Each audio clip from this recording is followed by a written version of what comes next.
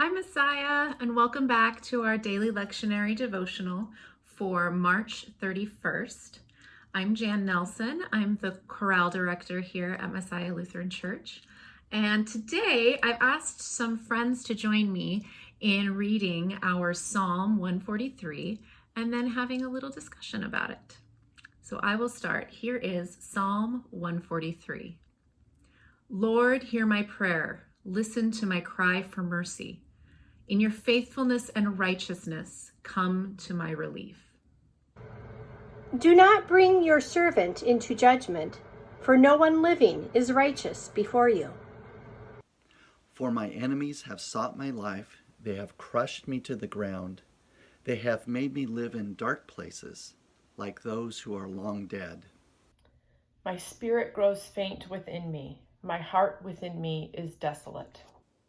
I remember the days of long ago. I meditate on all your works and consider what your hands have done. I spread out my hands to you. My soul thirsts for you like a parched land. Answer me quickly, Lord. My spirit fails. Do not hide your face from me, or I will be like those who go down to the pit. Let me hear of your unfailing love in the morning, for I put my trust in you. Show me the road that I must walk, for to you I entrust my life. Rescue me from my enemies, Lord, for I flee to you for refuge. Teach me to do what pleases you, for you are my God. Let your good spirit lead me on level ground. For your name's sake, Lord, preserve my life. In your righteousness, bring me out of trouble. In your unfailing love, silence my enemies. Destroy all my foes. I am your servant. So I'm joined today by the Messiah staff via Zoom. Hello, everyone. It's so good to be together however we can. We often do devotionals during our staff meetings, so this can kind of fill in for that particular place. What I've asked the staff to do today is a modified Lectio Divina. Lectio Divina means sacred reading. And so for this version of that, what we're going to do is we're going to reflect on Psalm 143. And I've asked the staff 4 questions to talk about a deeper meaning on maybe one of the verses or just a part of the psalm that really speaks to them. So the first question is simply, what kind of themes do you see in this reading, in this psalm? For me, and I often think that what we see in the text that we read says a lot more about us often than it does about the text. And for me, I was just really struck by the language of isolation. The word desolate, the word parched, these things do not hide. There's a lot of sense of isolation, but I'm feeling that sense of isolation right now. So the fact that that jumped out to me, I don't think it necessarily says as much about the psalm as it does to my own experience. Were there any themes that the rest of you saw jump out? I think what stood out to me is the hunger and thirst that's felt for God's presence, to have a sense of God's presence near, and the hunger and thirst for that, which absolutely as well I get. Yeah. Mm-hmm. Anybody else? Yeah, I gravitated a lot to speaking and listening, answering, silencing. So lots of different types of communication. Mm-hmm. And so the sense that God listens to me, or asking God to do that and responding, hearing my cry was very powerful. Yeah. So building on that, the next question is to ask yourselves where you see yourself in the psalm. And what that really means is, like, what spoke to your personal life, where you felt like I am in this, I see this as a representation of something I'm experiencing at the moment. One of the things that stuck out to me was the silence my enemies phrase.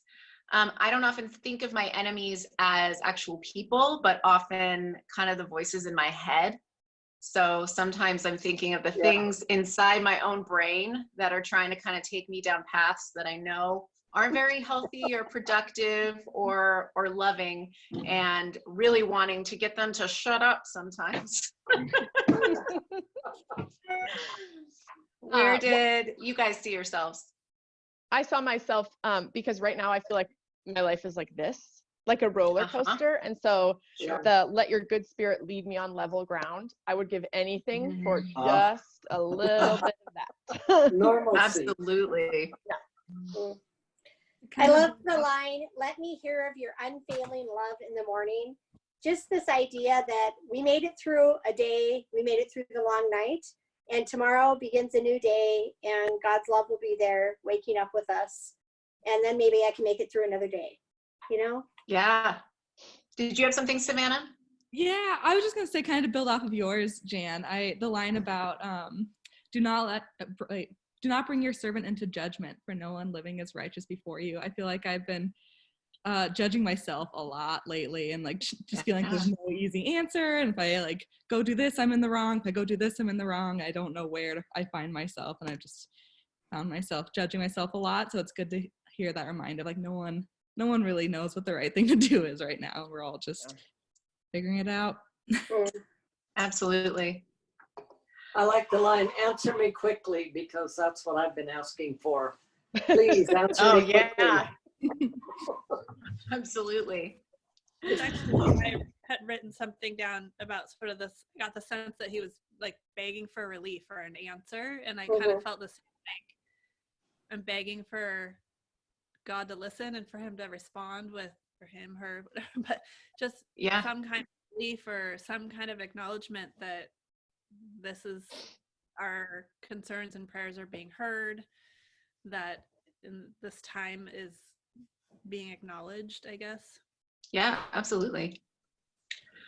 Tia, when you mentioned the roller coaster and being on level ground, the Message version of this says, lead me by your blessed spirit into cleared and level pasture land. Wow. Yeah. So it's kind of got a Montana feeling too. I just want flat. You understand level pasture land. Yeah, just flat would be great right now.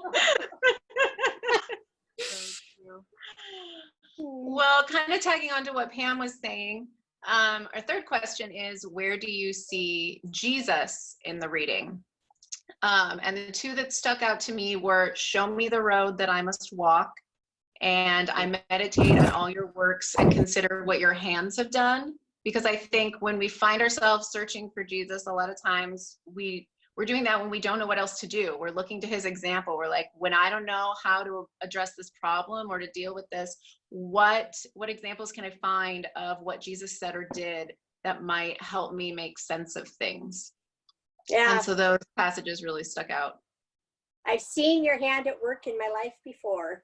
And so in retrospect, we'll look back on this and see God's presence and see Jesus guiding us. But sometimes when we're in the midst of it, it's hard to see. Yeah. The line, do not hide your face from me, was where I saw Jesus. I had the sense of walking along some dusty road with Jesus and him turning his face to me and saying, I'm here with you. I'm walking with you. So don't worry, my face isn't hidden. It's not turned away from you. I love that idea. And the line, unfailing love, in your unfailing love. Yeah. Unfailing love is Jesus, right? Mm-hmm. For sure. Yeah. Absolutely. So then the final, I'm sorry. I was going to say I had written a note on actually the verse that I was reading. I meditate on all of your works and consider what your hands have done. It reminds me I think we've already kind of touched on it, but to look back and remember the joyous times and the good times and how this is temporary, that things kind of all come and go, and that eventually things will kind of level out or feel better. Yeah. What sort of carries us through the hard times when we can look back and remember our joy and our better times in the past. Yeah, gratitude, I think, is a big piece of that. Yeah. This is temporary. Those are good words, Pam. Where we are now isn't where we're always going to be. Everything Thank God. to somebody. That's So the then- church for Our final. I'm gonna go grab it. And there For goes those of you watching at home, this is going to be a little messy. It's okay. The final question I'm asking today is, what do you feel called to do? And so it's the idea of diving into these texts a little deeper. We've looked at it thematically. We've seen ourselves. We've seen Jesus. So then how can we use that as a way to find some action that we can take or some way to move forward? And for me, it is, I find really a call for mindfulness. I feel somewhat connected right now. We have Zoom, I have FaceTime and the phone, and I found myself reaching out to people more than I usually do, when I've sort of taken it for granted that I can see people in real life, but I don't feel present necessarily, even though I feel connected. I feel that my brain is always trying to crack the code on what I'm supposed to be doing, or how do I manage what I'm feeling, or what's going on, the new changes in my life. And so I'm really finding through all of this just a call to like sit with myself and breathe and try and cultivate some inner peace in a more intentional way. How about you guys? The exact words I wrote down was be still and be patient. Yeah. How I'm feeling. That's all I can do for the moment. Adding on to Pam's, I was wait and listen and accept that God's presence is with you, as instead of in all the action that we're normally doing, it's here in the stillness. And that's been nice. Yeah. I sent out my faith formation devotion today with the question of, where do you see signs of hope? Where do you see God's presence and God's activity in the world around you? And I think that's my my to-do, is to keep my eyes open and my ears open for signs of hope and God's presence right here and right now. Not 6 months from now or 6 months ago, but right here and right now today.